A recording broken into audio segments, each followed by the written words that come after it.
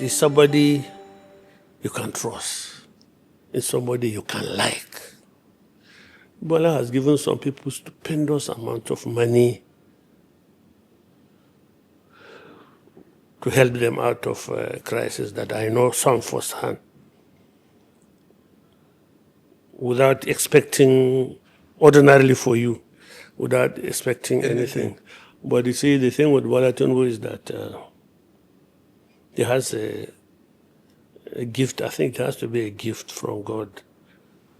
He can see in you a future returns for himself in advance. But suddenly, I don't know what has happened. He has lost his soul. He has lost his soul? Yeah, because he has lost his soul.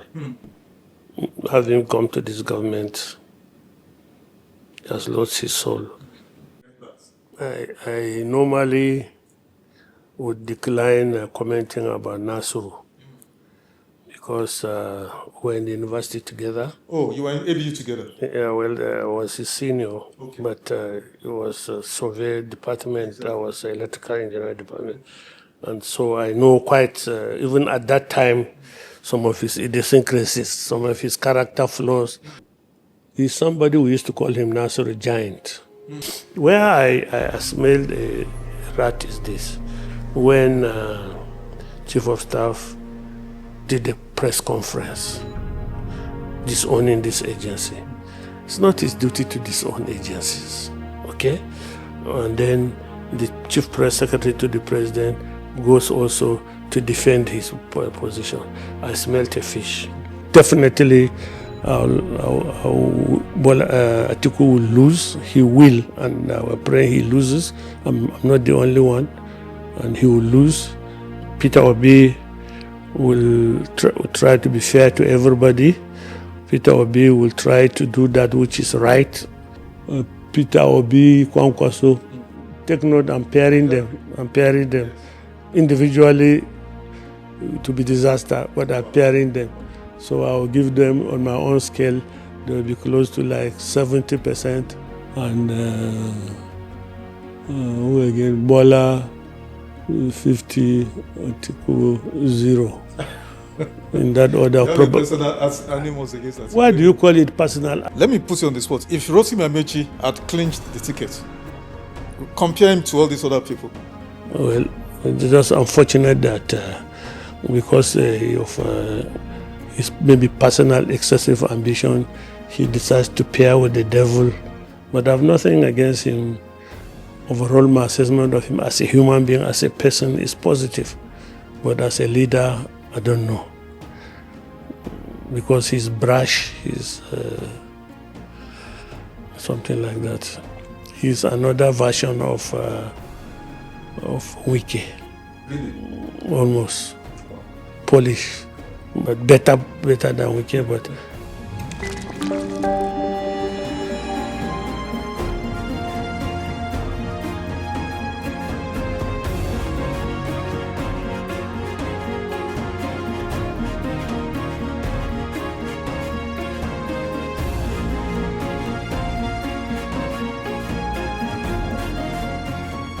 This is Naija Unfiltered on SYMFONI TV.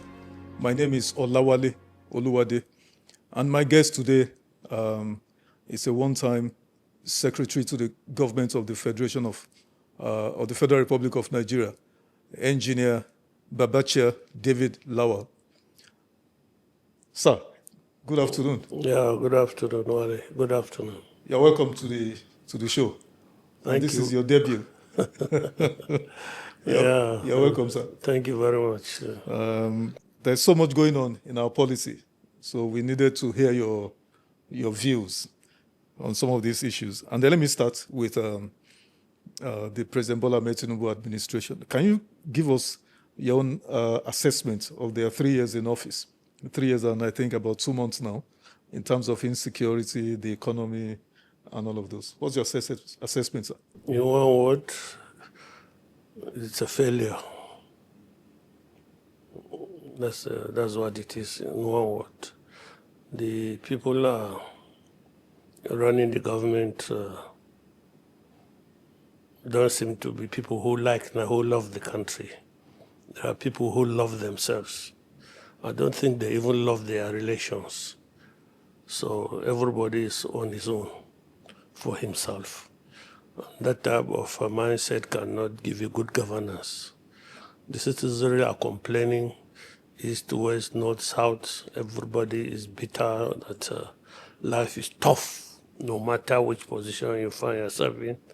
Life is tough for the ordinary man on the street.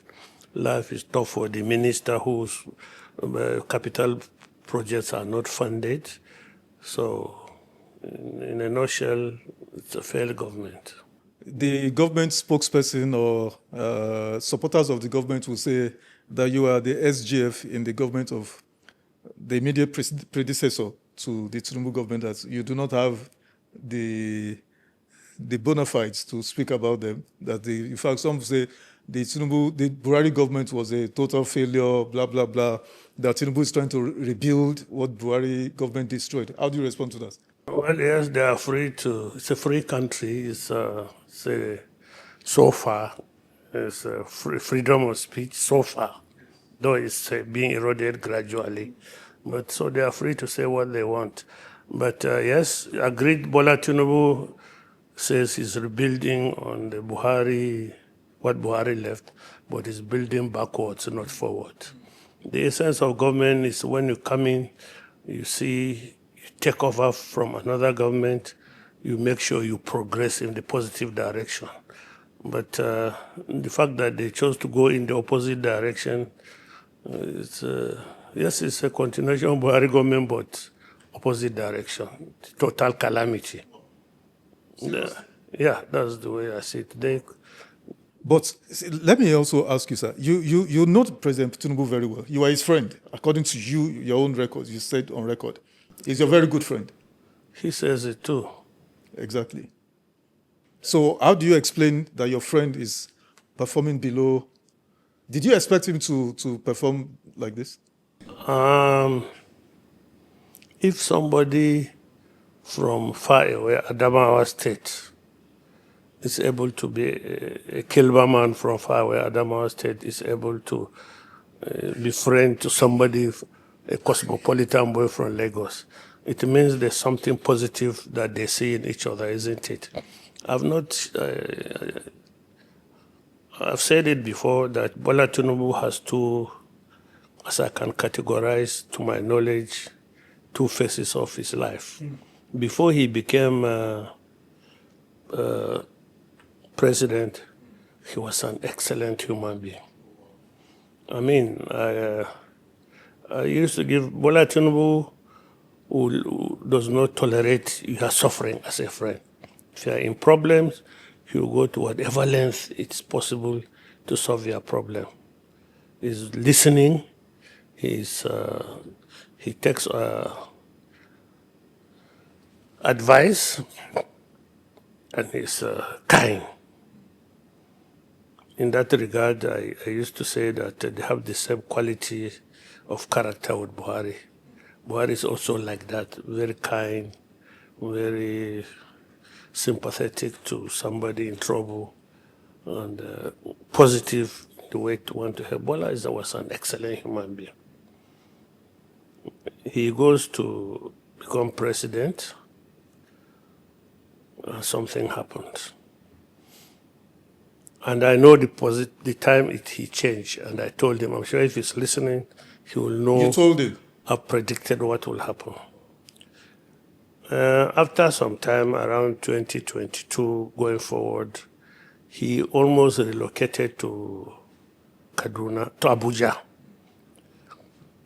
close to the seat of power, I suspect to, pursue his political ambitions. Now, the poor man, good man from Lagos, comes to Abuja and runs into a country with different people, with different upbringing, with different cultural backgrounds, and they surrounded him. I can tell you, our people, particularly the Northerners, that were his friend, while he was in Lagos remotely, yes, they now caged the poor man. I think, introduce some characters, induce him to do certain things that he would not do while in Lagos. At that point, he was consumed by this ambition to be president. They keep on telling him, we will make you president. We are Northerners, we are Fulani, we are Hausa people, we know Buhari, we know this, we know this. And they introduce him to these religious bigots and so on and so forth. So I classify it as if from that position, he started changing. I think I was closest to him anyway while he was in Abuja. I had access to him. I mean, truly, he was, we're quite close in the political scene. And my boss, late Buhari, used to tell me,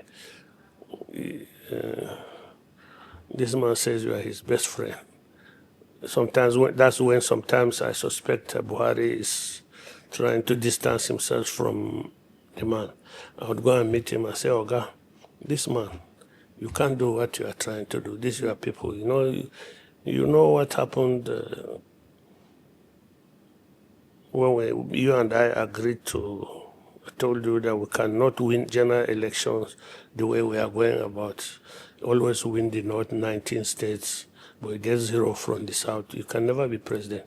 Why don't we go out and look for other regions that we can partner with? And you said Southwest, and your friend, because of your friend, I know we can convince him to do partner. And we did that.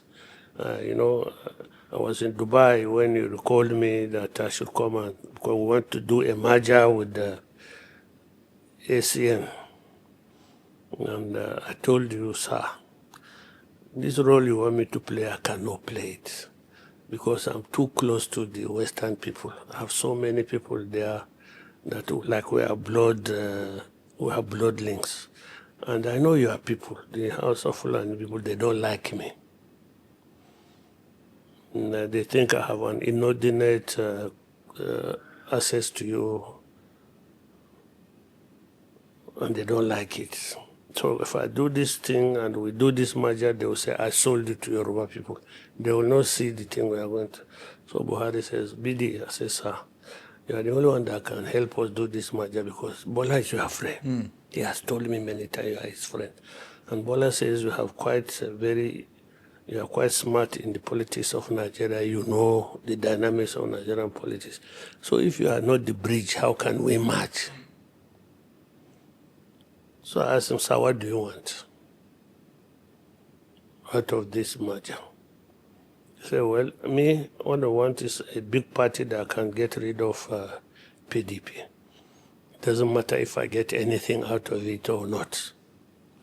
In any case, I have told Nigerians that I will not contest again. Yes. So I said, okay. So I went to Bola, Oga, this is what my Oga said, you agree with this? He said, yes, he used to say, I agree. I said, what do you want out of this system? He said, BD, I said, Oga. He said, you know my ambition to be president. But the way the country is going, the primary goal is to get rid of PDP.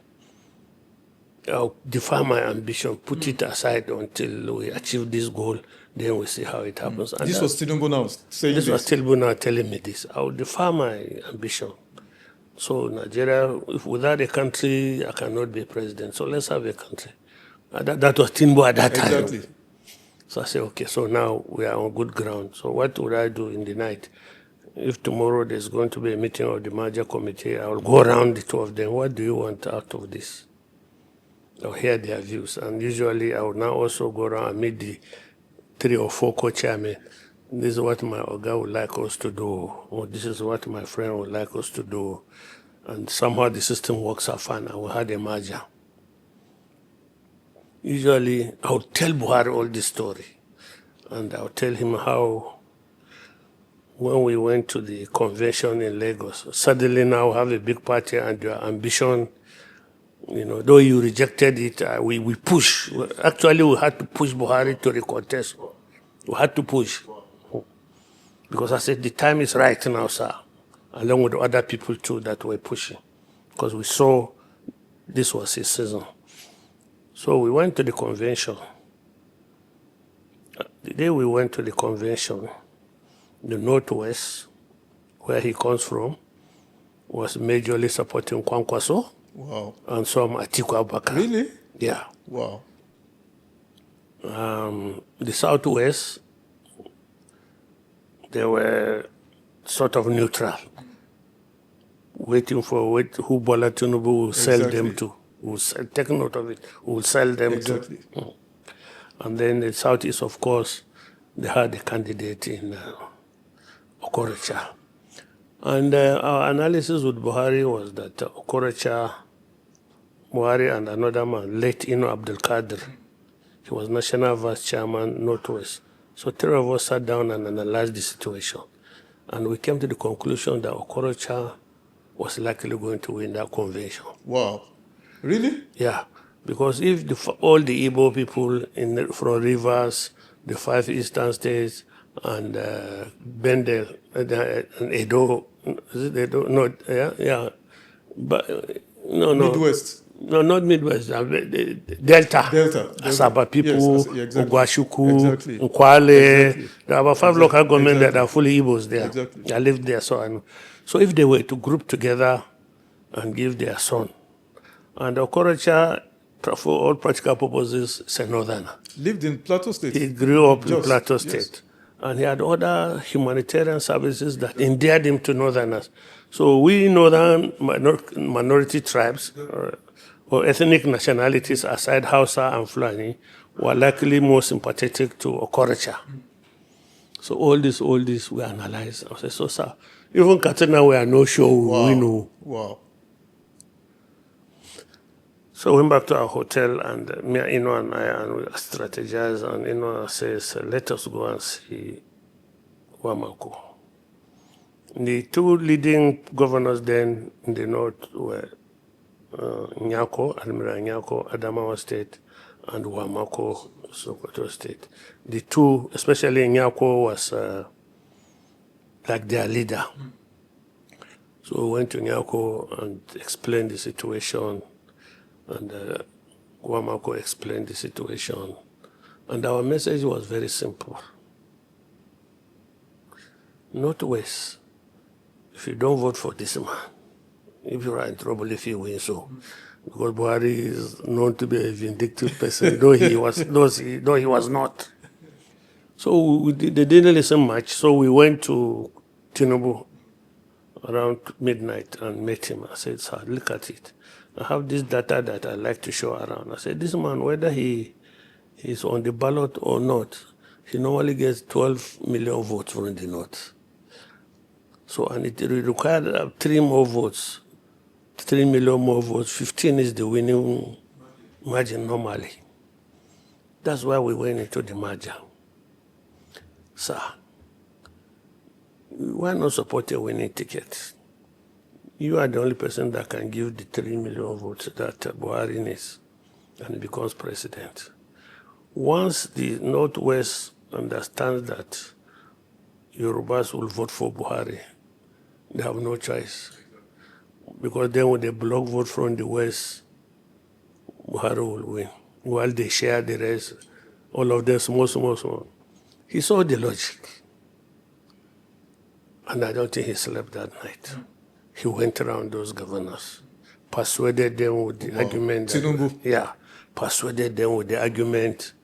And coming from Tinubu, of course, carries more weight than coming from, Abdul Qadir and I.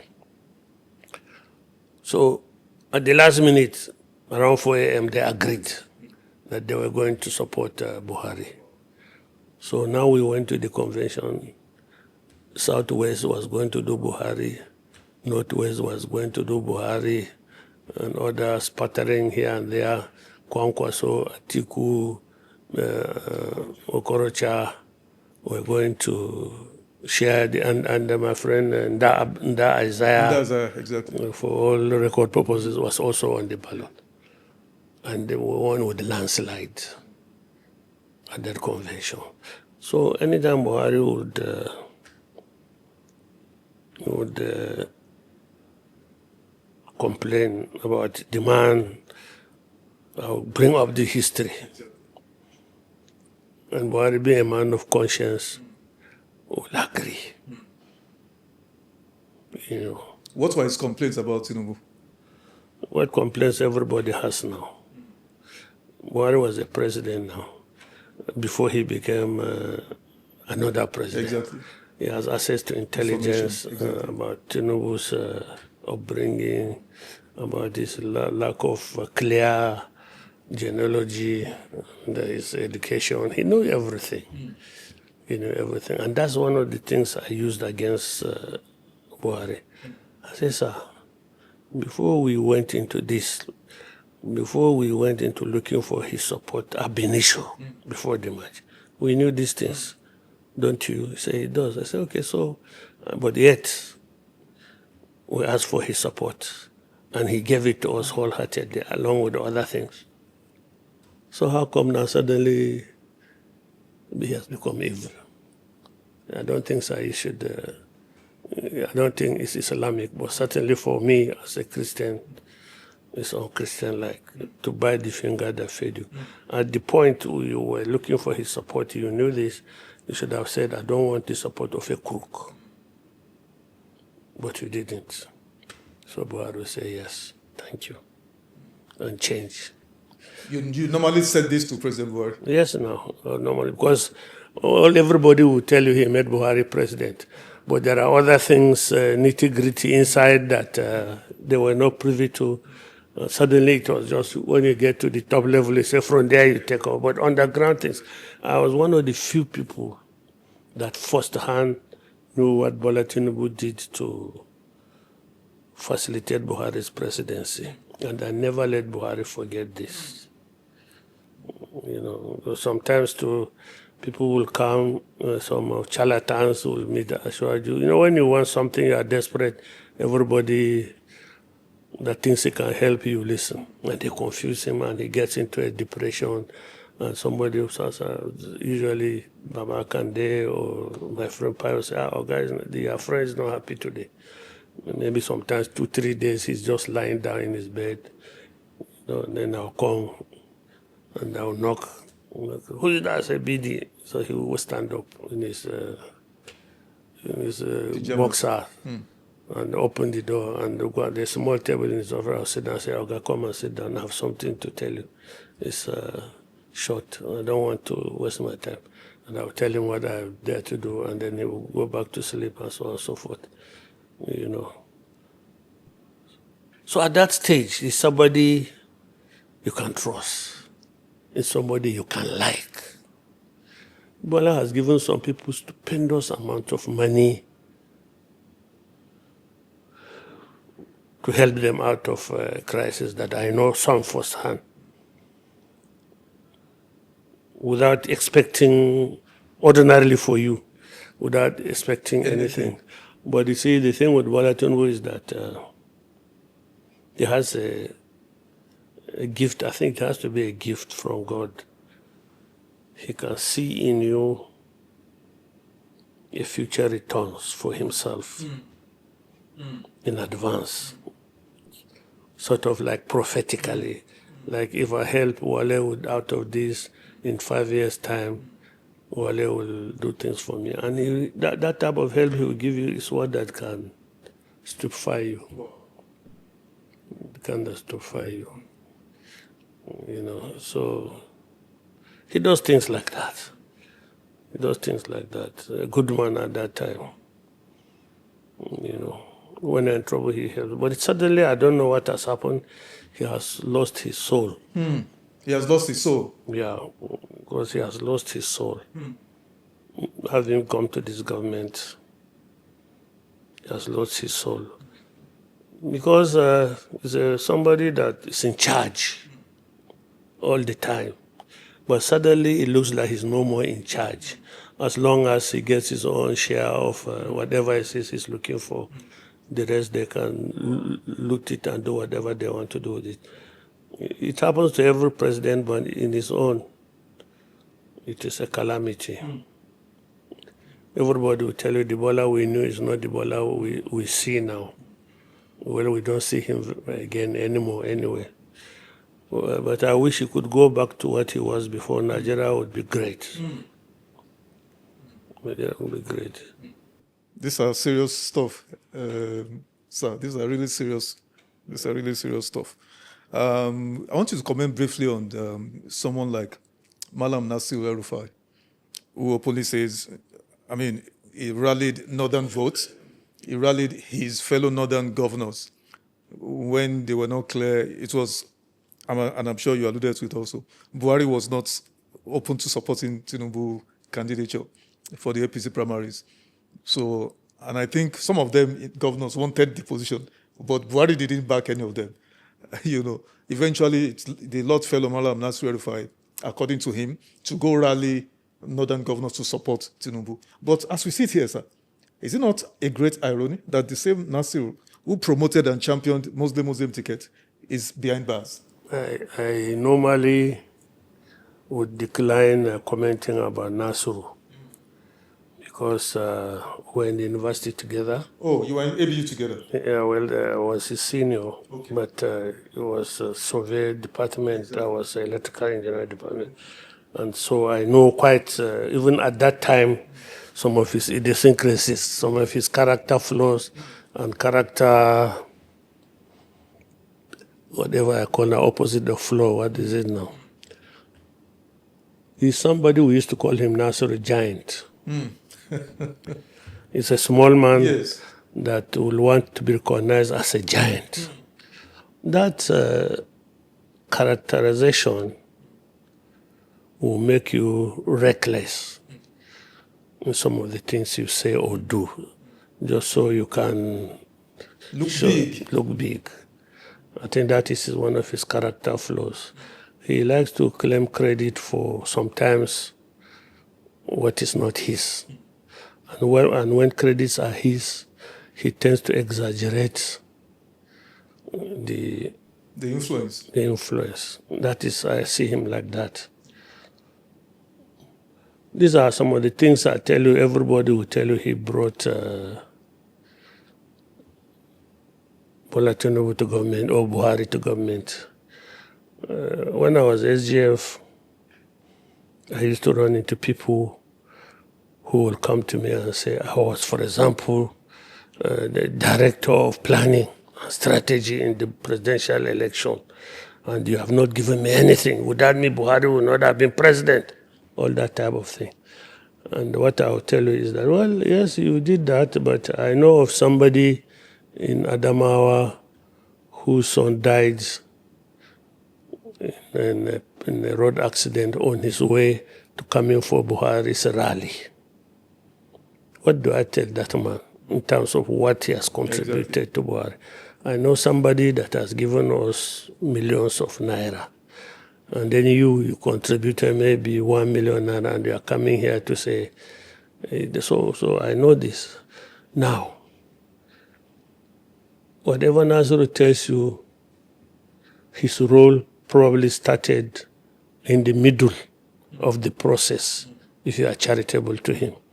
Because everybody knew that he and Bola Tinubu were never friends. At all. It got to a stage, he even went to Lagos, tried to undermine Bola Tinubu in some conferences also, where he was boasting about coming to teach Lagosians how to deal with the Godfather, if you remember.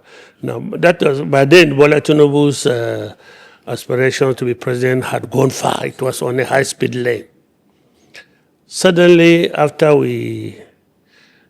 the time of the convention, now, Bola is a very good politician. So at that stage, I think he must have reached out to the governors for support. I don't know how it transpired between them, but there were some allegations that some millions of dollars exchanged hands. From what hand to whose hand now? From Bola's hands to Nasir's hand. Not Nasir, Okay, the the governors. northern governors, probably, I don't know, I'm not for sure, probably championed by Nasir.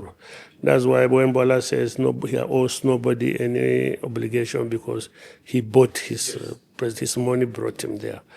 He is probably referring to what transpired between him and the northern governors. At that stage, he now started making noises in Kaduna that Bola will be president whether people like it or not. But do you know that Bola Tinubu Atiku beat Bola Tinubu in Kaduna? A very big margin. So if he cannot deliver his own state, how can he boast of having delivered the northern states to him? But that's who he is. And I believe between him and Bola, some relationship had transpired, some transactions had taken place, and he probably can claim whatever he claims. Short of Bola Tinubu himself giving us a story of what transpired, I cannot hear. Because immediately after that process, we fell out with Bola anyway. So even not, he would have told me in a discussion about what transpired. Exactly. Why did President Buhari not openly support President Tinubu, candidate Tinubu then? And if he did not support candidate Tinubu, he did not support VP Oshibajo, he did not support Rotimi Amaechi. People thought Rotimi Amaechi was like his adopted son. He did not support any of those. No, Rotimi thought. Okay, Rotimi thought that he was his adopted son. Okay. And then, rather, the next thing we saw was that President Buhari was supporting Ahmed Lawal, former Senate president. Shed lights on this. And then why did the President Tinubu? Because what we now saw was that he just stood aloof. No, I'll tell you what happened. Yes, sir. By that time, a lot of things around Buhari had fallen into pieces. Oh, dear. He had come back, recovered from his illness and his old age, and there is no more stamina to do things he wants to do, including brain. Oh, wow. You get to a stage where all this gra-gra again Yes. doesn't mean anything Exactly. to you. So he was aloft to the issues of governance. And when that vacuum is created, small pockets of influence begin to. So people started peddling influence. They would come to you and say, hey, I was with the president yesterday and we're discussing the candidates and it is you he wants. He says, it's you. However, Buhari, there's this lady whom Buhari must just always listens to. If we know how to get to her, as an example, I'm giving you now. Exactly. If we get 500 million, she will do something for you. And they start to part with the big money. And they will try that with Ashwaju, and Ashwaju probably will go into, what do you call it now? Into a depression. And somehow when I hear, I go back and say, that's a lie. These people are just lying to you. Why not let's go and see him? He doesn't like to go to see Buhari for whatever, I don't know, he's afraid of Buhari. So Tinubu was afraid of Buhari? Oh yes, Tinubu doesn't like to force Buhari on such matters. Whatever he tells you. This Baba Kande, whom Buhari respects a lot, and trusts. It's Bisa Kande that we will convince, and he will go in and talk and come back and usually reinforce what I had just told him yesterday also. So these people became very, very dominant around that thing. But Buhari, from my own personal relationship, I can tell you my own. When this crisis got to that stage, I saw him. Oga, why are you behaving like this? I again narrate what the man had done. What I didn't tell you is that at certain stage, after Buhari won the ticket, there was no issue of campaign funding. And Buhari is not a money person. Anytime, even in meetings, you discuss money, Buhari will be looking at the ceiling. Anytime they say leaders should contribute something, Buhari develops deaf ears. Money is not his comfort zone at all. So we got to a stage we needed money. And Temi Presilva, my friend, and who I knew through Buhari, told me that we could raise the money because he's very well in good books, so many of the Nigeria's rich men. So we made an appointment to see one of the big-time rich people. And we went to him. He didn't want to be seen by us, because by then we were popular Buhari people. Yeah, exactly. So we entered a boat, his yacht, and we took off to the high seas, and we did the discussion. On the high seas? And he agreed to support. So when we came out of the boat, there was this policeman that saluted Timi Presilva in Ijo language, and my friend became depressed. From that moment, he said, I want to go back to the hotel, and he said, what? Dinner? I couldn't even eat dinner. What happened to you? I thought we had a good news, we should celebrate. He said, no, he said, that sergeant, he's from Bayelsa. He's Goodluck's cousin. And anytime Goodluck wants to get something on you, that guy is the one they post to you. So this our meeting would have reached the president here by now. And it did. Before we go to Lagos, they had called that man. He got in Abuja before us, and insulted him and threatened him and that. So, and these rich men, they have a club, a cult-like club. Yes. They want each other. So from that day, nobody who is rich would pick our phone. So I became confused and I went to... Sorry, sir. So the Goodluck government threatened that billionaire was meant to finance, backed off. Of course. Wow. He did not even back off. He jumped into the sea. And so couldn't get any man again. Wow. So I went to Bola. I said, Oga, see what happened. But you now, you are their friend. You deal with them, you are in the same circle. Can you help us in this matter? And he did. And through him, we were able to raise sufficient funds to do the campaign. Not only did he do that, Oshibanjo's portion of the campaign, he funded it. He hired a jet for all the trip, funded the trip, because Oshibanjo's campaign was a little bit broken away from the main campaign, because his own was as a pastor, and the ethnic nationalities and Christians had some doubts about Buhari, so Oshibanjo was that side. It's not our own area, and he was just doing sort of semi-independent of the main campaign. And Bola was funding it. And then sometimes I know of another place when he hired some consultants for us from the US who were doing surveys, who were doing quite a lot of professional work. David Axelrod and all of those.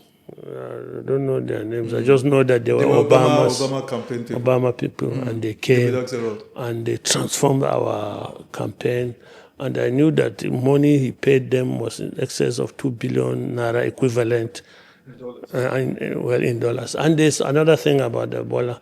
If there's a need for an expenditure, no matter how massive, he doesn't come to the campaign post. He spends from his own purse. All these things I told you, some people don't know this, but I was there. And I knew this. And he did all these things left, right, and center. And then, for example, you notice how suddenly Buhari was wearing suit. Suddenly Buhari was wearing Yoruba. He didn't but all that Bola brought, those people, we coerced him to and change the trajectory of the campaign through those his people. So that is through him. What is a human? And it's a decent guy. So I'm the only person that can confront him with these facts. He will not say, I don't know. He will not say it's a rumor because I was there. So why would he deny him? Why would he? In the end, he said, okay, as we're going to the convention, I said, Oga, let's make a deal. Say what? I said, look, this man, We now know that on the basis of your religion and your ethics and your upbringing, you don't want to hand over to this man. But he has helped us get here. So there's no way. Let's make a deal. Stay neutral. And allow me to run the process. If we go to the convention and the party faithfuls defeat him, so be it. Yeah, it's not your hand is not in it. But he said, that's not an excuse. Bidi, I know you. You give Bola Tinubu this ticket. I said, so are you God now, sir? He said, no, Bidi, you started with me 2002. So I know how you work. I know your methodologies, and I know Shebina at the same thing put me here now. That man, if I leave him to you, he'll get the ticket. I said, okay, granted if he gets the ticket. Now, sir, you are a prophet. If he gets the ticket, boy, ascribing to me qualities I don't have. But let's assume it happens. Supposing the general election rejects him. Is that you? I said, no. So he asked me some other things, but I doubt him with this. And this is happening now. He mentioned some things. This man, is he going to be fair to our people? Is he going to be this? I said, sir, as long as I'm there, you know. You can confront him. I can checkmate him. Yes. He said, okay. He said, deal. That was the level of confidence Buhari had in you, in being able to confront. Yeah. He said, it's a deal. It's a deal. You know, Buhari always says that Bola tells me over and over that he's your friend. And I used to think personally, when it comes to the Southwest, as if Buhari was using me to manage the Southwest for him. So we had this unwritten agreement that anything Southwest, I'll handle it and things like that. So he left it to us, and then other charlatans started using his name. Buhari is not somebody who said, I didn't say it, they are lying. Will come out and say, if you come to him and say, sir, I think you should support Malan Lawal because of this and this and this and this. Buhari will say, let God's will be done. Let God's will be done. It's not a no, it's not a yes. So if you go to Law and say, I spoke to Ogao, and he's in full support of you, and they arrange you go and meet Buhari, and the boy says, I want to contest. And so well, let's go, do will be done. You know? So you think that it has reinforced the boy was telling the truth. Exactly. So you go about and start campaigning. Exactly. So many. Yeah, there's one of my friends, after the thing collapsed, after that he said, BD, I say, sir, these people dealt with me. BD, I don't think I'll ever recover from what they did to me. I said, you decided to go through my back now. So you didn't even tell me when you joined APC. It was my mother in the village that told me your friend has joined APC. You didn't tell me you were contesting for president. And I asked you for support for Peter Obi. You told me your support will be for your own party. So and we agreed on that now. So what is it? That's your own corporate thing. So that's the dynamics around him. Exactly. That's the dynamic about. Again, now as we're going to the convention, you know, luckily he had made a deal with the northern governors, and we delivered at the convention. And where he said, you see, did I not tell you? You deliver. But now is it, we agreed that you'll be neutral, and you were neutral, and the delegates supported him. So let's see what happens in the general election. And my relationship with Bola didn't survive up to the general election. So from there, I don't know what happened on his side. In 1 or 2 minutes, can you corroborate whether the Naira design policy, the fuel hoarding policy were targeted at stopping Tinubu's candidature, his campaign and all of that? Well, as I said, at that stage, I was no longer close to Tinubu, but he was not the only one contesting. If it hurt anybody, it's everybody contesting. Yeah. But I must admit too, I didn't see the rationale in it because it affected us too. Now by this time I was doing Peter Obi, and we ran into cash shortages. I ran into problems getting cash from the banks to finance my responsibilities there. So let me put you on the spot before we switch gears from this. You know, one of the major attributes of great leaders throughout the dawn of history, whether in politics or business or whatever, is succession planning. So do you blame Buhari in any way for not insisting on installing his own personal choice of successor? It's not his character. It's not in Buhari's character to do things like that. He believes whoever God wants should take it. It's not. I'm sure personally, in his own personal mind, in his privacy, he probably has preferences, but he doesn't think it is his duty as a president to reveal those preferences. He should give everybody. He's a man that is driven by the sense of justice and equity. You know, that is part of his weaknesses too. Well, sometimes you say there's a need for succession planning, but he believes he leaves it to God. After all, it wasn't succession planning that brought him there. In fact, he was there in spite of opposition. So Buhari was somebody like that. Interesting. This bit of history that you've helped us to contextualize and put in proper perspective is very important. And I'm sure generations of Nigerians down the line will remember you positively for this. Let's make some progress. Sir, how do you react to the Orire school abduction, the rescue, and the entire thing that surrounds it in Oyo State? What's your view on this, sir? For me, coming from Adamawa, from the Northeast, is not it's a non-issue because it's something that has been happening day in, day out in this environment I live in the North. You know, so it happens every day. But luckily for you people, Yoruba people, it's your government.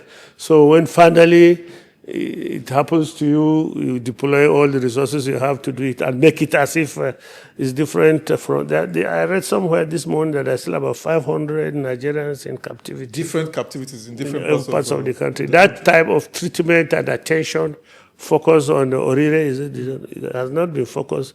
Only the Chibok girls enjoyed that type of open publicity. What you said now, sir, is it not down to the failure of northern elites such as yourself, governors and civil society, traditional rulers, religious leaders? Because the way the Yorubas, and I must be fair to you, are correct, the way the Yorubas deploying every arsenal in their armory, their media, for instance, and I mean, like you said, the president is from Yoruba, and they would have told him in secret that if you don't get these people out, we will not vote for you. Why haven't the North used such leverage? They do it, but I mean, leverage that is not leverage. If they collected his money to make him president, and they themselves, I mean, I have always said it, the problem with Nigeria in terms of economy and security is that the governors don't have the inclination to contribute to the well-being of the society. All the money they collect is about 47% of some big percentage. You don't know what happens to it. They just pocket it. You don't see it on the ground. I mean, you know. You mean the FAC, sir? Is it FAC? Federal the FAC, yeah, FAC. That's 52%. Well, if you no, okay, 47. I think you have a 47 local governments. Exactly. But you add they also chop that of local government. So if they had been doing their bit, Nigeria would have been 100 times better than it is. That is the essence of states and local government, local development. Small culvert by the local governments, small art road by the local government, major quarters, big hospitals, you know, education, scholarship. They don't do it. Everybody is focused on the federal government to do it. Now, unfortunately,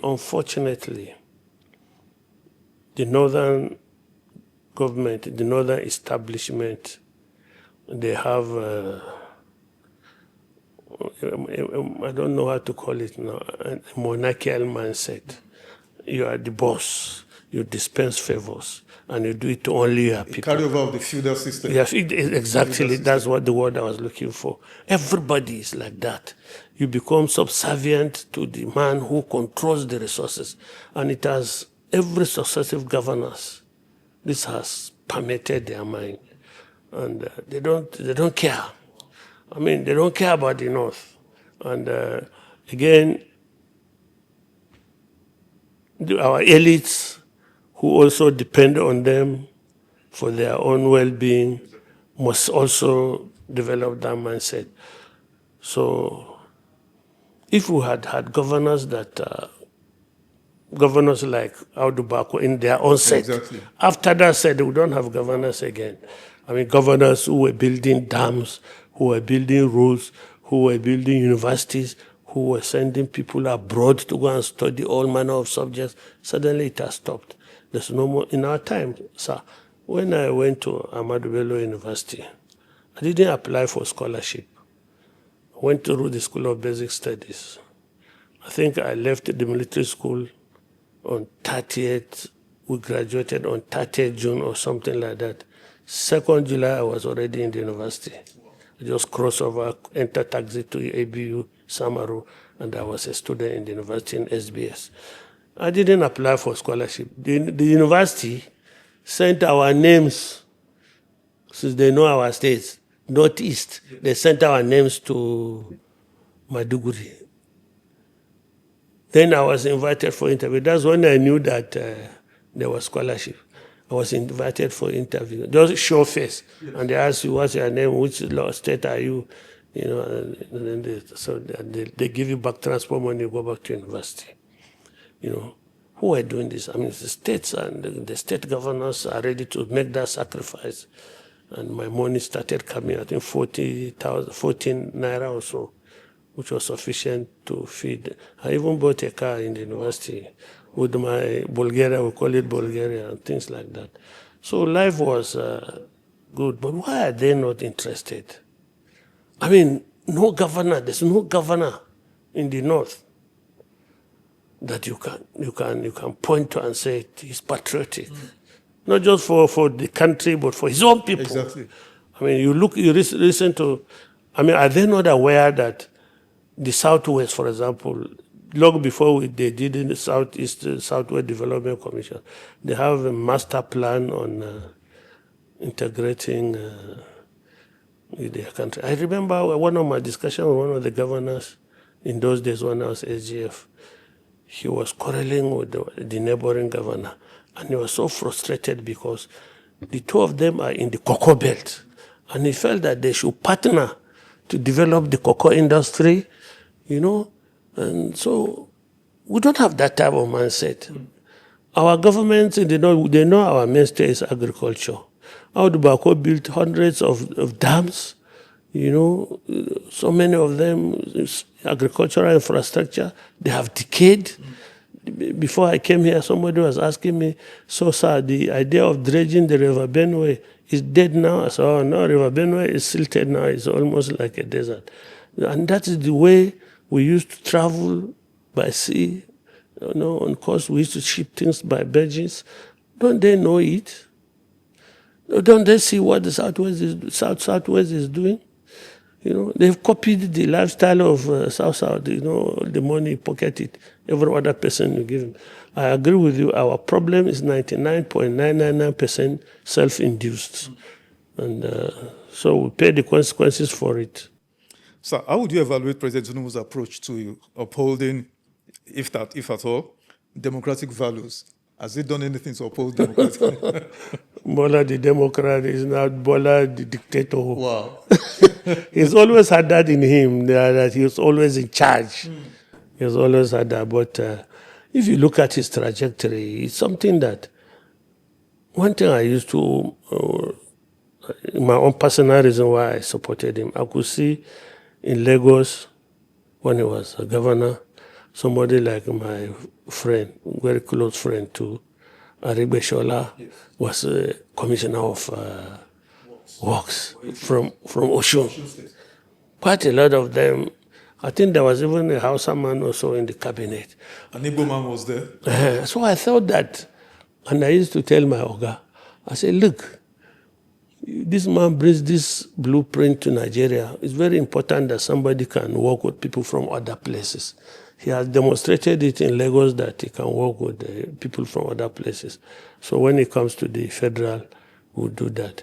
He has demonstrated financial prudence when he was governor. After all, for some 4 years or so, local government subventions from FAC was withheld. But still Lagos prospered because of his financial acumen. All these things make for good governance at a national level, a country with a multidimensional, multi-ethnic population. But suddenly he comes to Abuja and all he sees is Yoruba. And even in Yoruba, all he sees is Lagos. Even in Lagos, all he sees is the people he worked with before. So what happens to the rest of us? All infrastructure, 80% now is only Lagos. Everything is Lagos. Even budget, the people that manage to get capital project in the federation are MDAs headed by his close associates. So every other person goes to the office, read newspaper, and come back. So what happened to the Bola we knew now? Is it that we don't pray for him, or is it that God doesn't answer our prayers when it concerns him? But certainly, I don't. We are more pained. We who knew him before and who know him now, we are more pained by what is happening. Especially somebody like myself, I don't complain. They say, now you bring her now. Maybe you bring her for us. Maybe you sell him to us. I say, not before now. But I don't know. I don't know. I want you to comment specifically on the manifest, very clear evidence of, weaponization of, agents, either state agents or shadowy groups, destabilizing opposition political parties, trying to foist a one-party state, coronation next year rather than having competition. It's part of it now. That is classical Bola. Whatever you say about him is a self-centered person. He's somebody that knows his interests and he pursues it single-mindedly. Whether it's democratic or not democratic, I would have thought that, I've said this before, given his known health conditions and publicly known. The public does not know any health conditions. It's all in the realm of rumors. You can like to. How does to shed light on No, I won't. What is not a healthy man now. I mean, Nigeria is not fooled when he's always in France. Nigeria is not fooled. I mean, the man is not. I've said it before. He should pursue his health. He has become president now for 4 years. That is enough, but he cannot do more. You have ample examples to show that when you have declining health and age, your performance runs down exponentially. If I were him, I would face my problems now. I don't think he's not. Do you know something? Bola is not even somebody that likes to enjoy food. Bola will wake up in the morning and there's banana in his living room. He will eat banana and the granuts. And that is his food. Or sometimes in the morning they bring ogi and moi moi, and he takes. No, I've never seen akara. Okay. It's ogi and pap. Since I go there any time of the day, sometimes I participate. It's a bit eating. The only thing I know he likes very much is cigarette, silk. Oh wow, he smokes. He smokes. I don't know whether he does it now. No. Yeah, but he likes cigarettes. It's silk. Silk, yes. That's the name, yeah. So he likes that a lot. He can't do without it. So that's it. He's not even some. So why is he accused of amassing such excessive wealth? I don't understand. He's not going to enjoy it. He doesn't enjoy it. He doesn't do proper dressing. Now that he's president, he does it. There were times I criticized him with the way he dresses. And if you go to Bola Tinubu's house in the morning, he comes out and it meets you, and you say, let's take pictures. Most of these people that like to take pictures, let's take pictures. He'll pose for you in his pajamas, looking unkempt like that, and they go and send it on the internet. There was a time I was fighting with his aides. I said, don't allow him to take pictures until he's properly dressed. So he's not somebody that really revels in luxury or things like that. So I don't know. I don't know who. But you see, when you're in government, when you enter Villa, I think they collect your their phones. They collect their phones. They start to treat this phone as if it has bomb inside that if you hold it, it will explode. So there's somebody whose job is to hold the phones. If they don't want you to see the president, we will never see the president. Wow. There were times, I'm telling you, when I left SGF, I surrendered my visa card. Access card. My access card, which gave me access to everywhere. But suddenly, if I want to see the president, I have to go through the process and hang this piece of paper. How Buhari hated seeing that thing on me. I said, why are you wearing this? I said, sir, I have to do it now. I'll surrender my card. And in any case, the card is only 4 years. And the 4 years has expired. You call everybody, make sure BD is issued his card back. They never do it. That reminds me. Can you tell us, how did you and Buhari become so close? What happened? How did that? No, it's not about government. It's not about government. It's a story. It's not for public knowledge. But when I was a small boy, I think Form 1 or Form 2. I went to see my uncle who was in the same street with him, and the uncle was not at home. There was nobody at home, and I was very hungry. So I went to the next house, his house. Buhari's house? Yes, and there was this madam. His wife was a very motherly woman, his first wife. And I said, Bidi, how are you? I said, fine. So what is happening? I said, I came for a weekend pass. I said, let me see a pass. I saw it. So okay, what's wrong? I said, I'm hungry, ma. She said, I've just cooked Oga's food. It's on the table. But I'm cooking for the general house. Are you too hungry? I said, madam, I'm too hungry. I said, okay, eat that one. I'll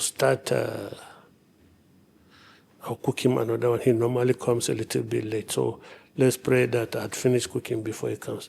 I was busy enjoying that jollof rice and fried chicken when the man walks in.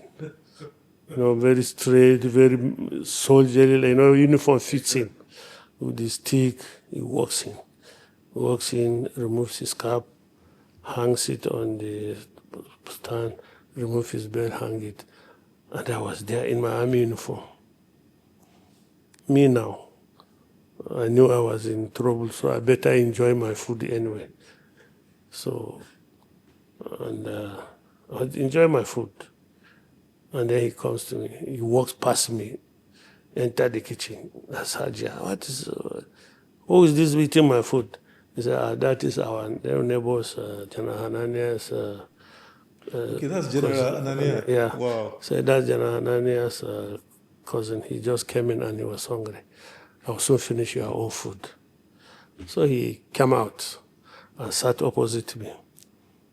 That's when I stood up, the chest out. Sir, good afternoon, sir. I said, good afternoon, and I continue eating my food. So when I finish, I carried the plate back into the kitchen and put on my belt and put on my cap and saluted. And then went to the living room. Were you in the military, sir? I was in military school. So I sat down. So he came and sat down near me. He said, a very interesting character. I was in Form 1, this is 1970. And he says, I'm a very interesting character. Who are you? Give me about yourself. So I told him what gave you the courage to eat my food like that with confidence? I said, Oga, I grew up very poor. And sometimes I'd go for days without food. So anytime I see food, I don't wait to be invited, because that might be the last food I'll see for that week. Wow. So he said, exactly like me. So I grew up like that too. From that day. Yeah, so my trousers, my military uniform was undersized because I was tall. I made my height 6 feet 4 inches in this second Form 1. So my trouser was just a little bit below my knee because it's standard issue. Yes. You go to the quartermaster, he picks one and throw at you. Yes. My shirt, the long sleeve is just about short sleeve. So he now, when we finish, he now put me in the car and to the one div base and called the quartermaster to measure me. And from there, they will sew a standard uniform for me, and anyone I'm on holiday, I'll come. So from there, we became very close until, of course, he became a big man. And then he went into politics. No, he was in PTF when I reconnected with him. I congratulated him. And when I went to his, what he was in the Nikon, he was interviewing drivers. So, okay, you're interviewing drivers. As chairman PTF, he said, yes. Sir, you should learn to trust people now. This is not your job. Drivers, sir, these are for people who belong. So he said, you've started again. He said, I miss you. He said, I miss you. You're the only person that can tell me this. I said, yes, but is it not the truth? He said, it's the truth. But why don't they tell me the way you tell me? I said, I don't know. So we reconnected again subsequently. But throughout his PTF, he didn't give me one single contract. Really? Yeah, he didn't. As close as you were to him? As close as we were. I told him I was then selling PABX and computers. I said, sir, I want to install PABX in our office. They are renovating. He said, okay. Send a proposal to Salhijo, who was my friend. I sent my proposal to Salhijo introduction. One day, one Indian walked into my office looking for somebody who he can subcontract a PBS contract to. And he gave me the award letter and the bill of quantity. I checked, it was exactly yours. So somehow the thing, I don't know how it happened, but they didn't give me. So I got angry and I never asked him for anything after that. Anyway, it's good you've cleared that bit of history. So it's safe to say Buhari was not a bigot, tribal bigot. No. Look, Buhari is a very religious person, but he allows you to practice your own religion. He doesn't interfere. Let me tell you what happened between us on the issue of religion. One day I went to his house around time for prayers, the afternoon prayers. And you know, these people, they like to intimidate somebody with their religion. So somebody just say, okay, let us go and pray now. Somebody will just say, very pious type of crook. Say, let's go and pray now. And everybody will stand up and go to the mosque and pray. Me, I sat down. So, so Buhari came back. After they left, said, you know why I like you? I like the fact that you are proud of your religion. Do you know that some Christians, when they come here and these people do this type of thing, they stand up and then as if they are going to pray with us, and then they enter toilet and something like that. I said, you are just, I said, okay, this is your prayer, we know the past ceiling self. So I'm a prayer. And eventually I went to the seminary. Oh, really? Yeah, I went to the seminary, Jets. I was already a successful businessman. I left it and went to the seminary. And he came one day, where have you been? I said, I've gone back to school, sir, at seminary in Jos. He said, okay, what are you studying? I said, mission. I said, okay, so who pays their school fees? I said, Abba Oga. I pay now, self-sponsored, it's not much. He said, no student should pay his own school fees. We did what we went through in life as children. We shouldn't bring it on. I'll pay your school fees for you. And so every time, when we go, they give us the course that we want to do. We add the credits. We totally assure him. I say, okay, this is my credit for this tour. I say, okay, he pays school fees for me. And sometimes give me some pocket money, if depending on how buoyant he is, which is he's hardly buoyant. So he give me. I tell people, the man pay my school fees in seminary, they don't understand it. They say I'm lying. Let's make progress. I want you to speak on the state of our judiciary, especially that it has been alleged that the ruling party, again, the president and his people are weaponizing judiciary against political parties, opposition, Shewore, Malam Nasir, El-Rufai. All the parties have one case or the other in court. Can you speak on this? Of course, no. I was at the heart of it. I was in ADC until recently, and we were victims for that type of thing. So it's alleged, well, people want to say it's allegation, but what we see is not what we expect of our judiciary. The judgments that come out, there's no way an ordinary Nigerian will not think that the judgments are driven by motives other than politics. And I think the judiciary has allowed itself to be surrendered to government. It might not have started here. It might have started long ago. The government always has interest in some cases, naturally, isn't it? As a government, there are times you want to express to the judiciary what would have been your preferred position. But it's up to them to decide. As SGF, I used to do it now. I used to say, the government has interest in this case. So which is your side? I said, this is our side. Sometimes they do what we want, sometimes they don't do, depending on whether it's just accidental. Exactly. So as soon as okay, he didn't help us, and I said, na law we they do, no be politics. But now I don't think the people have that type of thing. We are Nigerians. The judges are from us. The judges are our relations, our children. If you want to become a magistrate and you come to me and you say, sir, they are recruiting magistrates, so I want you to talk to somebody for me. And you talk and she becomes a magistrate. You know now, ab initio, that person can be compromised. Exactly. So the judiciary, if I want to put it in one single sentence, is now the major problem of the country. Yeah. It's the the checks and balances they are supposed to bring to bear, they don't. So when the judiciary fails, where do you go? What is responsible for the decline of the judiciary? What? It's the Nigerian decline, greed. Greed, and we have all lost our sense of dignity. We are now pursuing money.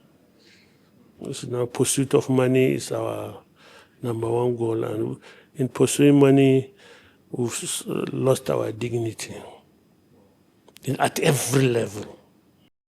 So the general erosion of values in the society has affected the judiciary. Oh yes, now they're in the society now. In the society, when you are struggling to make ends meet, and this man is just have excesses.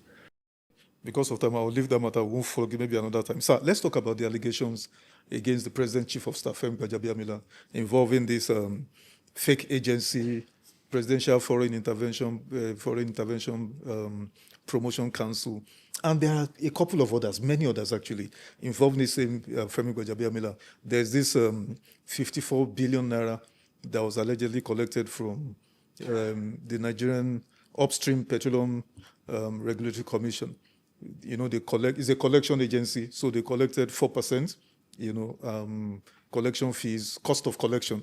And then Femi Gbajabiamila is alleged to have written to them by the directive of the president that they should take 2.5% of that 4%, then the remaining 1.5% should come. They want to do metering and all of those. And that 1.5% is what comes to 54 billion naira. Sir, can you address all of these allegations? Maybe 2 minutes because of time. No, because in this particular example we give, supposing the chief of staff writes a memo to the president, sir, we need money for so, and we can get it from the 4% of the collection fee for this agency.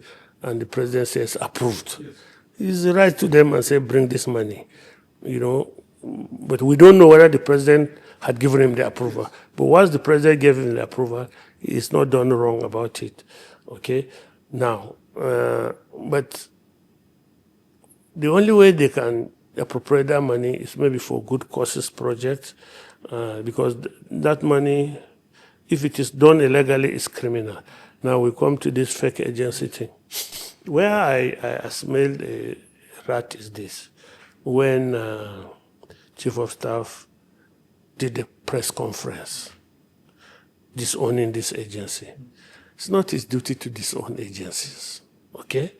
And then the Chief Press Secretary to the President goes also to defend his position. I smelt a fish. The Chief of Staff is an unknown entity in administration. He works in his office quietly. He works at the pleasure of the President.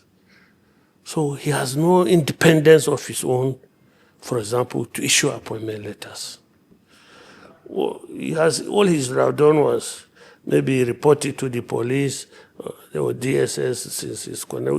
I don't see why we should be reporting cases to the DSS anyway, because they are secret service, they are secret service agency. It's the police. And then the police can make that press conference and so on. So I smell it right there. But then the man comes out and involves Bajabema. It looks like it is very fishy. I've read his own defense. It sounds plausible, but in the Nigerian context, it's unbelievable.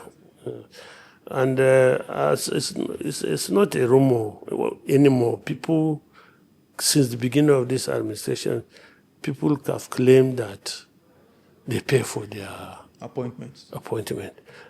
In fact, down to the level of entry-level staff.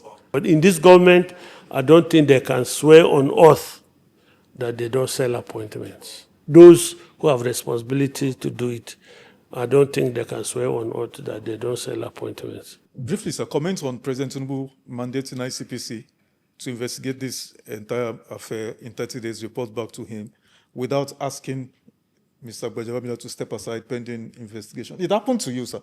But Buhari, as close as you are to him, even though he was reluctant to do it, but eventually he caved in. Why is President Tinubu? He didn't cave in. It was Oshimbanjo that took the decision without recourse to the president. Oh, really? Yeah. When Buhari was not around? Or when he was sick that day. He was sick. He didn't come to office. So Buhari would not have done it if he was around? He was furious when he found out. Yeah. So we suspended my SGF without my permission. Wow. And a lot of things like that. But like with Buhari, the process of redressing that would have been more calamitous than if he had just left it, since he knows that I wasn't bothered anyway. So we know ourselves very well. So is that the same pattern of Tinubu now, like covering up for his chief of staff? Tinubu is different from Buhari. Buhari can easily throw you under a bus, no matter how close you are. If you get into problem, he's not the type of person that will step out and say stick his no. neck out for you. But why was he willing to do this for you? He wasn't willing to do it now. He was angry and then just left me to my devices. So since we knew each other, yes, and I knew that anyway that is his character. You didn't take any offense. We never discussed it, even 1 second. Wow. We only started discussing it when it was time to appoint a new SGF. Anyway, that's a different story. It's not for you here. But you see, somebody like Bola Tinubu can stand by you. Some leaders are like that. One leader that I know like that is Obasanjo. You dare not maltreat his subordinate, and then he'll keep quiet. He'll come to your defense. Bola is like that. And he has come to the defense of his man, even though it is... and in any case, let's face it, there's still always the remote possibility that he was involved in the thing itself. Abi? Given the trajectory of this government, the way they do their things, there's still the possibility that the president was involved in this type of thing anyway. But still, he couldn't have cleared the man before even the... But who else can investigate now? He has to... ICPC is the right agency to investigate corruption by public officials. But if it was you, sir, holding the position of president, and one of your aides, assuming I'm working for you in the presidency, and I'm accused of this, what would you have done? First of all, making Gbajabiamila resign. Why do they say you should resign? You should resign so that this position you are holding, you don't use it to influence the outcome. But let's face it. Not even resign, sir, just temporarily step aside. But when I step aside, administrative leave. I step aside with my iPhone still in my hand, step aside with my connections there. I can still manipulate the process now. So it's neither here nor there. And in any case, I heard he has called to defend himself now. They've called him to come and give explanation and all of that. And he showed up. And I think if you listen to the explanation processes, it probably will give him the benefit of doubt. But nothing will come out of this. You know that. Nigerians know that. They will wash it and clear everybody. Or maybe find a small victim and hang him. Or hang this poor chap. Yes. Wow. Serves him right too, because... Why do you say serves him right? We're going to participate in forming a fake agency and pretending to making it genuine. Serves him right now. The degree of fraud he brought into bear on the system is unimaginable. It's But sir, this is not the only one.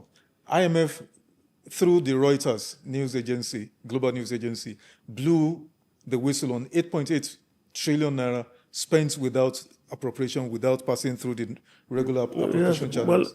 Bola doesn't believe in budget. I mean, even in Lagos, he wasn't believing in budget now. The whole money is his own. He can deploy it anywhere he likes. And then why did he go about influencing the outcome of these lackeys as National Assembly leaders? Because he knows that they will rubber stamp him. So if you were to do that under Buhari, they will impeach him now. They will try to impeach you. I'm telling you, the legislature under Buhari will try to impeach him. There are times he will say, do this. I say, Oga, it's not appropriated for. Some minister will come with a memo, I want to do this project, I will get you are supposed to attach proof of funding. They bring proof of funding that is, they are going to commandeer money from one of the MDAs under them, a revenue generating agency. They bring, they say, Oga, how can this man do this? We have a memo, a Federal Executive Council resolution that money should not be spent at source. If you approve this thing, you are subject to impeachment. They say, kill the memo. So, but this man doesn't care. The whole money is his own. And then the whole thing is, I think 90% of the budget doesn't go through the budget process, the spending now. I heard today that they even had a service-wide vote of how many trillions? 2.2 trillions. The service-wide vote is just warehouse there for emergency procurement. The National Assembly approves it, but it's a black box. So anytime a particular agency is desperate for money, the president can approve its draw from there. So that's like petty cash for Bola Tinubu now. Yeah. The assembly has given him the go-ahead to use it as a petty cash. Let's talk some politics, sir. Do you believe the opposition are they doing enough to hold this government to account, to put them under pressure? The way you guys put Jonathan and PDP under pressure, 2014, to get power, you described a bit of it here. I mean, if I remember the role, people like Lai Mohammed, who was the face of the publicity arm, I mean, what they were doing then. Are these people serious? The opposition, are they? The generation is progressive. With every regime, we degenerate more. And so there are very few people that have clean hands enough to attack government. And some of them are just pretenders. You can imagine somebody, I wrote a press release somewhere that Atiku's press release criticized the NBA election as if the process is not clean. Why did I leave ADC? Because Atiku manipulated the congresses. So it's not shameful. I was coming to that. So now that you mentioned it, let's talk about it. When you left the ADC, you didn't just leave quietly. You shook the building to its foundations. Accused Atiku of so many things. You called him Kachala, Atiku, and all of those. Explain to us, sir. I'm not somebody that like to live quietly. There's in my village. I think there's a big. The legend is that there's a big snake in one mountain.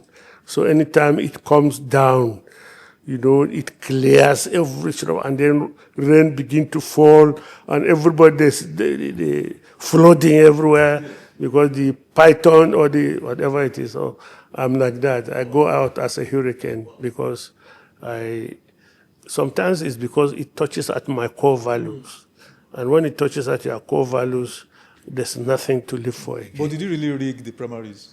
No, there was no primaries. How do you say that, sir? I was there now. Remember, I was You can there. only be in one place. You were not in all the 36 and the FCT, sir. Look, all over the country, it was rigged. First of all, understand my position in that party. I was national vice chairman noticed. Apart from that, I was a very senior member of the founding coalition. I was somebody that had experience in how political parties are run. I've been there before. And I had a very good relationship with the chairman. And me and the secretary and I, National Secretary Rauf, go back many, many years in the 80s, 1980 something. So I was quite influential in quite a lot of the things that happen. One thing sometimes we're one of those who were pushing for a consensus candidate because we don't believe that the party had the resources to do a national level primaries. It was just basically what INEC does, except that it's done at the ward level. INEC goes to the polling unit. We didn't have the resources, so everybody knew that this process cannot be free and fair. Now, I, for example, can tell you that I was, as the national chairman, as the zonal chairman noticed, we were supposed to constitute the primaries committee for each state in our zone. What was the regulation? The rules were that, well, the state will nominate 5 people, 1 from each senatorial zone at least. And then you, the vice chairman for the zonal chairman, will bring the chairman and the secretary from outside. Knowing, given my character, and then they suggested it must be former governor, former permanent, former this, big or general. I went out of my way to get people that I thought had integrity. I went out of my, because that's my style. And in the 6 states in my zone, I appointed them and sent them out. Of course, some I didn't know much about them, but I can tell you, all those people who were sent out didn't do what they were supposed to do. They didn't deploy the level of integrity that I expected of them. The thing pained me. And everywhere, that's the story you hear from other zonal chairmen or from other leaders of the party. Here you said about FCT. FCT, I went out. It was drizzling a little bit, so I went out trying to see what was going on. Everywhere, there was no election. Materials had not reached site. So I complained to the senior leaders of the party. One of them, the senator, said, it's drizzling. They cannot do these primaries when it's drizzling. So the electoral officers went to a safe place with the election materials, and we quarreled. I said, but as you see the safe place, how can an electoral officer run to a safe place with the election material? People are here on the polling where they're expected to be. Nobody is seeing them. It's live, I'm saying it. I phoned other states. It's the same thing here. Eventually, when the rain around 4, they came out to do boju and the road results. And I was here. I went around. I didn't say anything. As a person in the zones, it's like that. One of my chairman said, sir, how do you expect Atiku, our leader, Atiku, to lose in Adamawa State? Is that a story? He lost. So they rewrote the results. And then when I was protesting why they rewrote the results, like in my local government where I knew, this man was the other, Mohammed Hayatuddin, whom I preferred, I must say, got about 2,000 or 12,000 something. I think there were 20,000 votes. And Atiku got a little bit below 1,000. But the result was inverted. This I know. I found the people. Why did they stayed back in Song? People were still waiting for them to turn up at the polling station. They stayed back in Song. And they wrote the result they were instructed to do. So I thought about it. I told people I can't live with this. Am I going to now sit down tomorrow with some of these people in ADC and discussing a new generation of political party that will be exemplary? This is what we set out to do. That we will not do what we have brought from. So I can't live with it, so I better leave them. It's them I left. I can't find everybody says, sir, but how do you do now? We have to manage it. Someone who's very high up will say, Oga, you have a choice. You have a farm. Some of us don't have farm. These are people close to me. And they have this mindset that you cohabit with evil. Because you have no choice, there's always a choice. And I picked that choice. Sir, they can't, I've spoken with somebody here, a very close person in the ADC, who said your fallout with Atiku, in fact, he said, number one, you have a candidate, and you have collected money from your candidate, Ayatollah, which you said now, and it's because he didn't get your order as well. And then secondly, and very importantly, this particular person said, you met Atiku to fund you to become governor of Adamawa, and you asked for 5 billion naira. And when he refused, then where do you want to get that kind of money? I know that person. I told my lawyer to write him. I forgot his deputy national chairman. Something. Yes, I think that he said that because Atiku said doesn't have money. You know, that is the problem with Atiku. He gets such charlatans around him to speak for him. Now, I want to be governor of Adamawa State. Why would I need Atiku to finance me? Why would I go to Atiku? It's like you don't have money. I don't have money, yes. And so Atiku will finance me. Why, if Atiku has that influence, why didn't he just say, this BD I want? So ask Atiku for 5 billion. Does Atiku have 5 billion for himself? Doesn't have 5 billion. Talk more of giving it out to me? Sir, you mean Atiku doesn't have 5 billion? Sir? I've not seen evidence. No, We're building the APC together. He had no input in building the APC in Adamawa State. Atiku is very wealthy. That's a story out there. I say I've not seen the evidence. I've not seen evidence in the political process system. I've not seen evidence that 5 billion to give BD Lawal. See, I always tell anybody, if I want that level of money, I have a friend now in Gombe who gives out billions like that, Bola now. I'll simply crawl to him and say, sir, say, these things are, it's just politics. Yes. I can say that. Yes. Abi? Yes. They reach out to me. Some people, they reach out to me. If that's what I said, what will I do with 5 billion?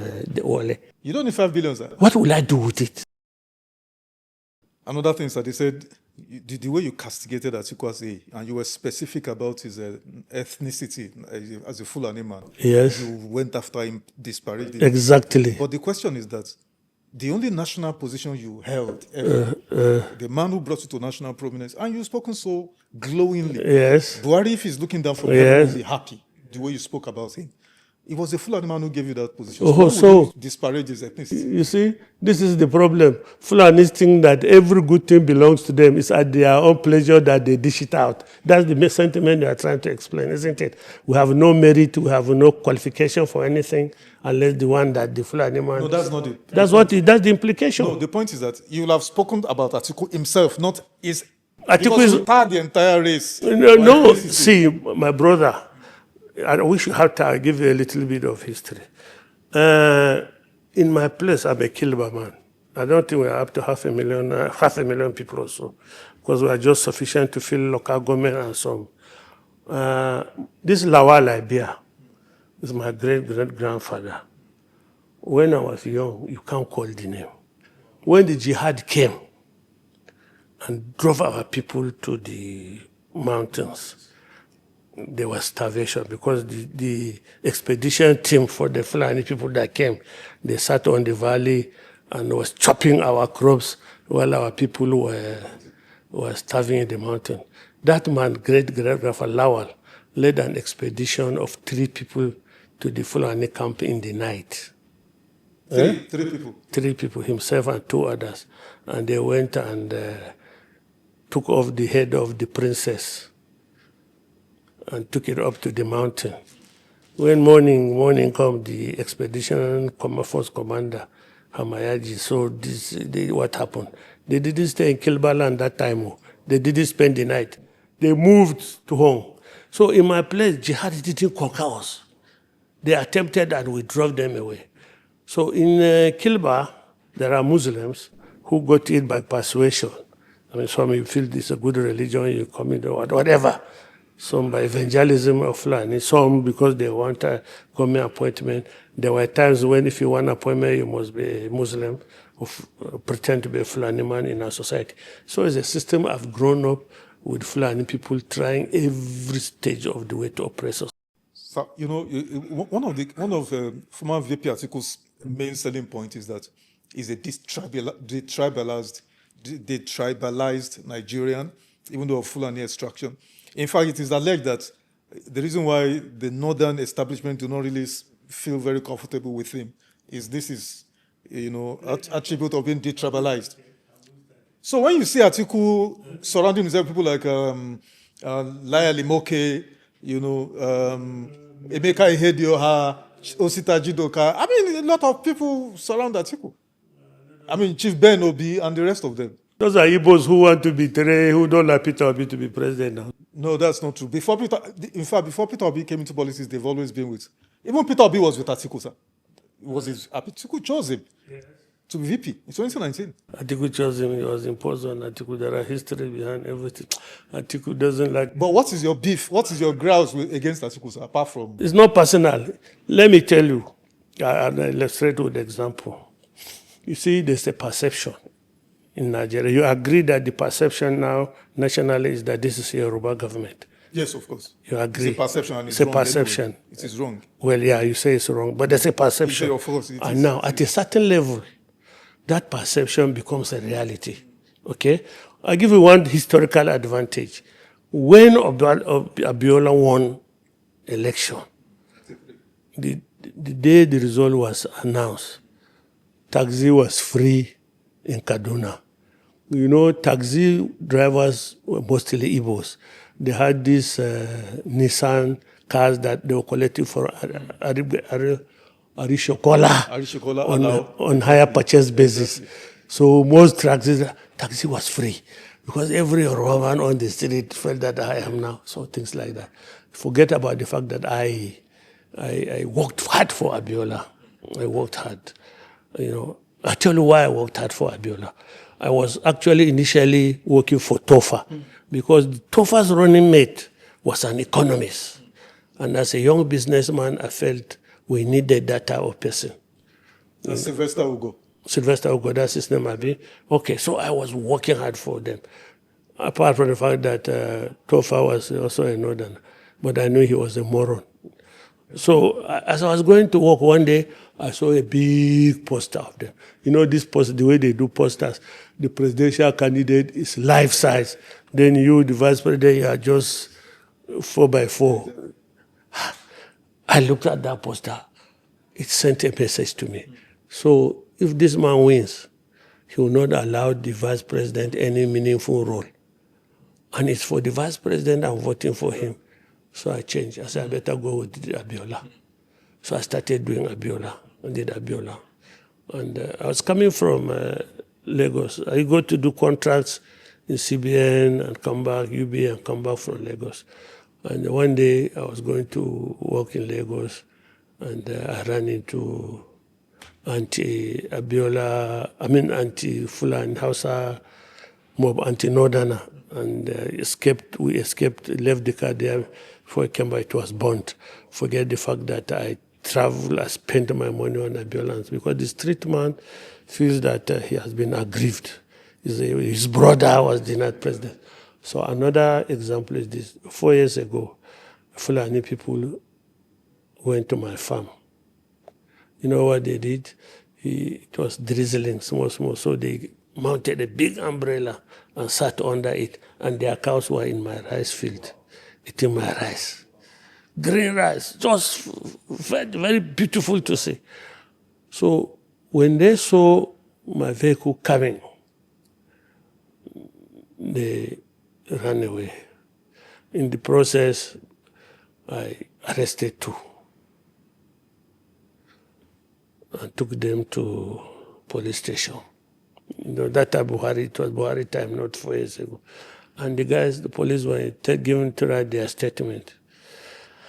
And they were so full of themselves, boasting that, you think we don't know, this is our government, nothing will come out of this. They were saying that to you? Yeah, this is our people, this is our government, you see, we will not spend the night here. I was SGFO, was the government too. So they didn't know, because they were told that the government is a Fulani man, the president. They were told. So police, okay, we'll see now. What does happen? That's their bragging at their level. Yes. They have impunity now because the Fulani man is the president. Subsequently, about 3 years ago again, Fulani entered one of my farms. I have about 7 of them and ate up my beans. Cows like beans. Just when it is about time to harvest, they eat it up. So we arrest. And then not only did they eat it up, my security men there tried to accost them. And they shot at him with an arrow. And there was a fracas because they started wrestling each other, and they overpowered them and carried them to the police station. Somebody from Dubai, Fulani man, started looking for who can talk to BD. Every Fulani man, they do know him. They started about 5 or 6 of them. BD, please. I had your boys, police, we try to talk to the police. Police say they are your farm, and the police say you can't do anything about it. They should talk to you. There are people at that level. I look at these people.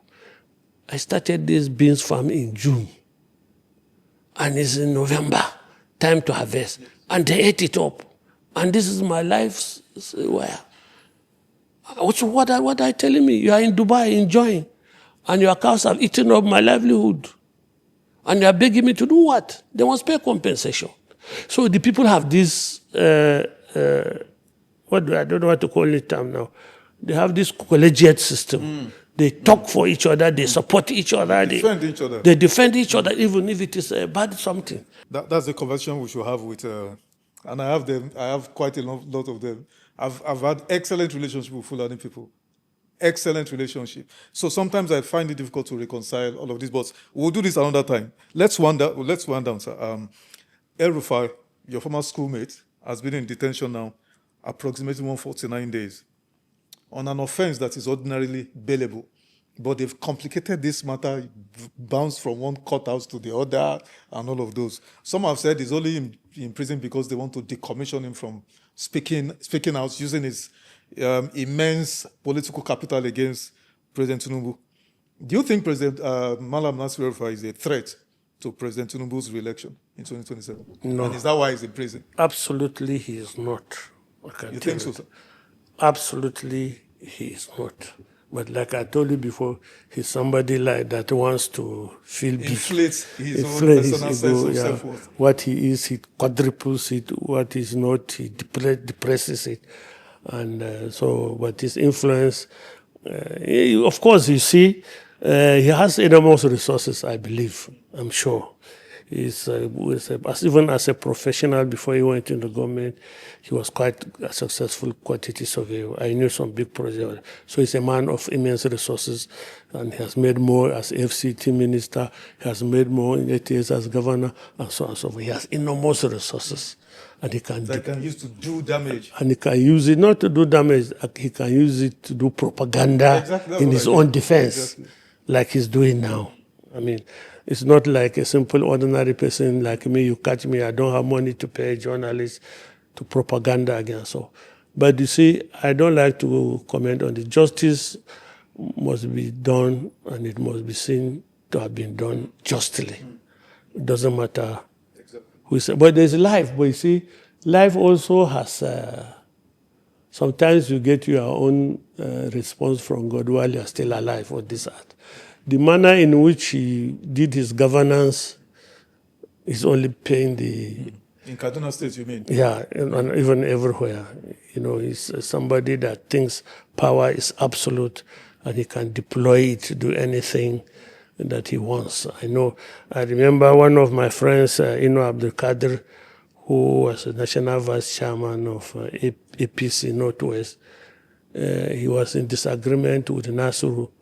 Nasir just went to his house and demolished it. That house was finished. It was only painting was going on. It was on a federal government plot, which was allocated to him by federal government. He had the papers, but it was just demolished, just because Nasir is a governor and he can demolish a house. That's the practical. I know another issue that when one of the chiefs, Kofana is one of the, forgotten this chiefdom now, close to Kaduna, they invited the chief, first class chief, for a meeting on security in government house.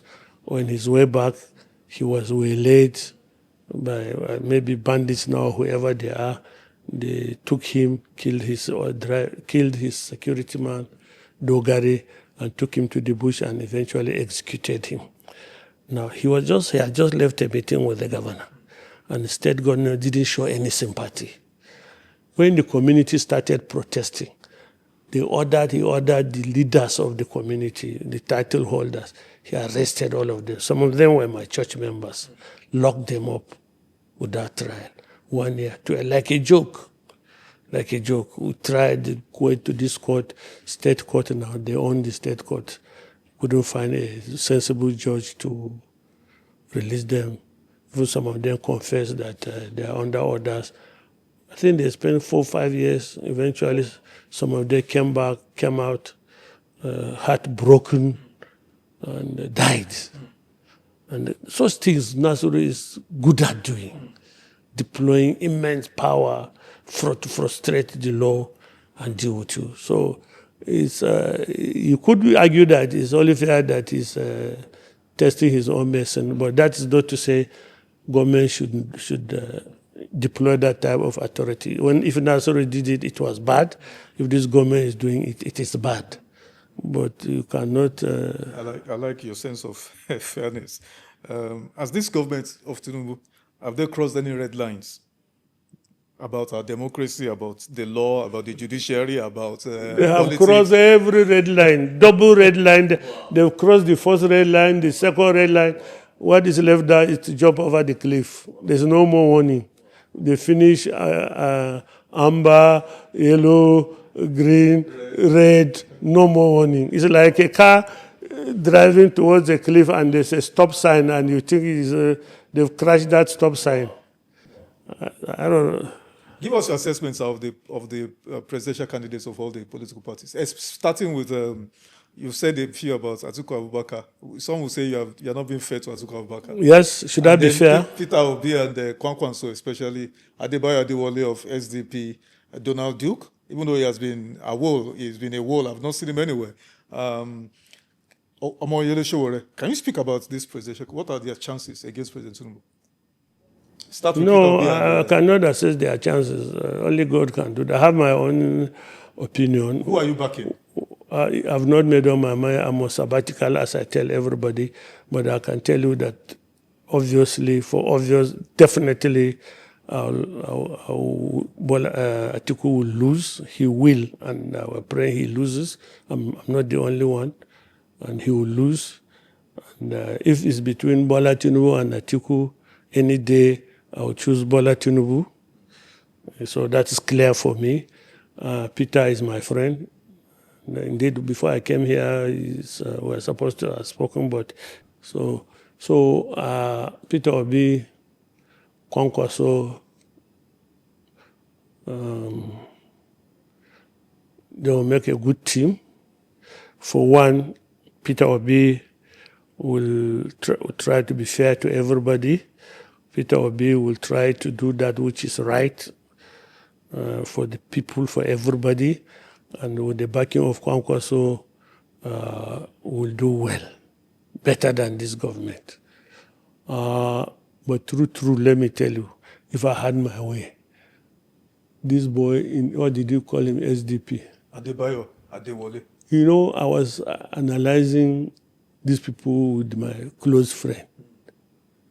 And Adebayo, he claims Adebayo. You know him very well? I don't know him, but I hear him, I listen to him.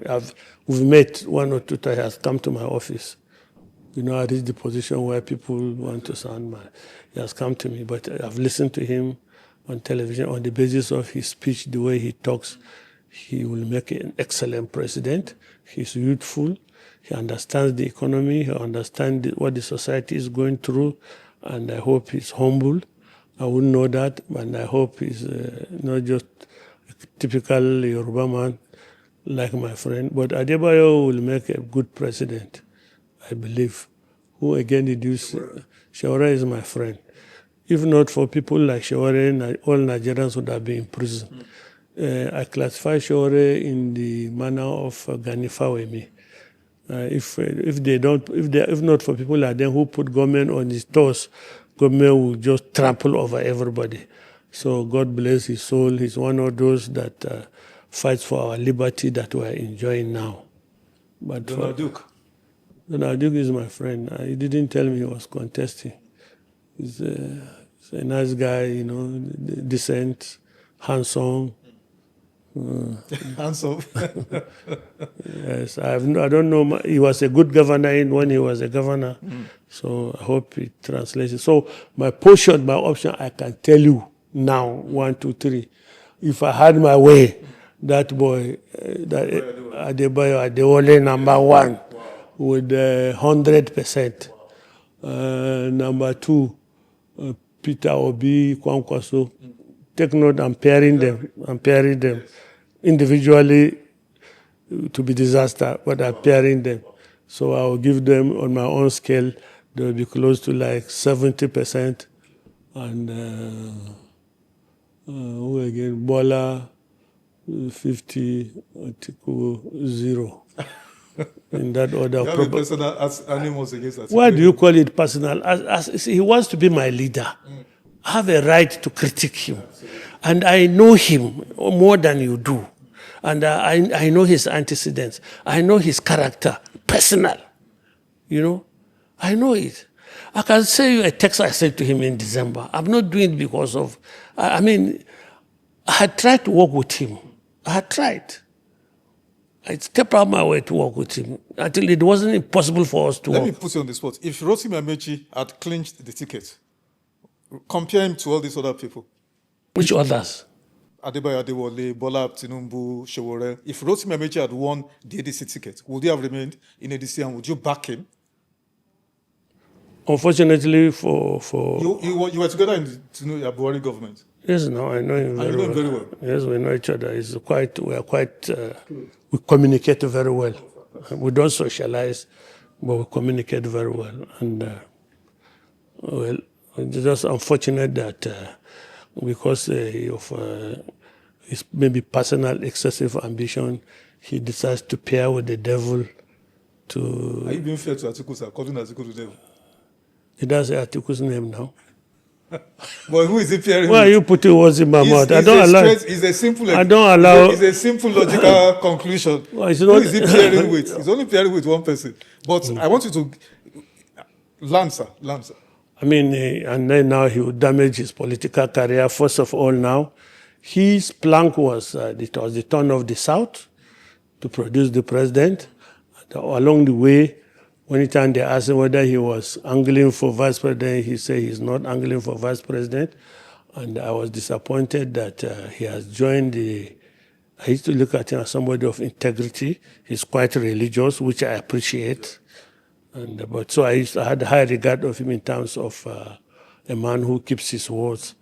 And my own conclusion is that his character, his disposition is one that he cannot function effectively in an Atiku environment, but he has chosen to, because he's hoping that Atiku will do only 4 years, and that might give him the advantage to become president. It's inordinate, but that's who he is and that's what he wants. But I have nothing against him.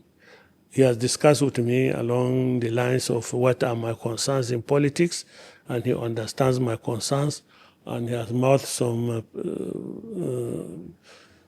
platitudes, or what did they say, how he will address them if we're to be president.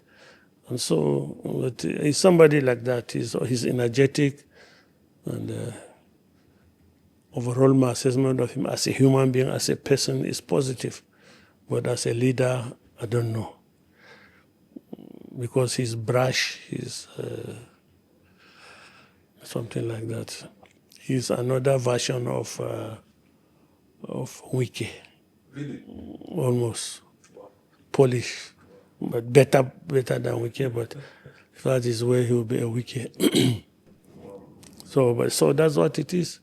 But me, Adewale, but Adewale, I doubt his resources and his political reach. But even if he doesn't make it, he's one of those people that we should invest in for a Nigeria of the future. Adewale, there are quite a lot of others maybe hidden in the shadows that we don't know. But if we, at the last resort in this dispensation, I'm on sabbatical, but I'm under pressure to come out of my sabbatical. If I were to come back, I will go with Peter Obi and Kwankwaso. If I were to come out, I will go with them. Okay, fantastic. Now, final question, sir. What possibilities exist for defeating President Tinubu in the forthcoming elections? Is it possible to defeat him? First of all, there's the God factor. Yes. With God, all things are possible. And second, one of the things that is happening is that Bola Tinubu, I doubt if he has the physical ability to go through a rigorous campaign, physically and other internal health issues. So I read it as if he's not ready for a contest, because that will make it help him avoid the physical campaign. So he will try other means. I know my man now. We used to be together. And surprisingly, I know quite a lot of the things they do to win election, you know. We used to operate together. My thinking now is this. The result for the 2023 election is already written. 2027 election is already written. Wow. All that is required is for the processes to exhaust themselves. There's a script being written towards... It's not, why are you talking of script? It's not a script. Script is still theoretical now.